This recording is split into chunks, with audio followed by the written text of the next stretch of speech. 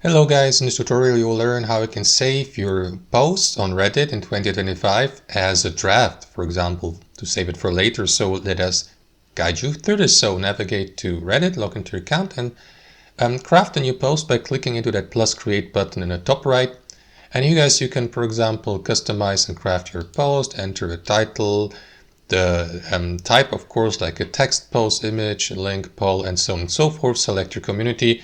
So let us skip that part, guys, and simply navigate to the save post or save draft button here. So let me add an example post here, example title.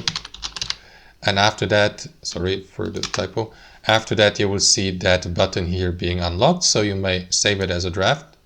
And there you go, guys. After that, it will be saved. So you may navigate to drafts here.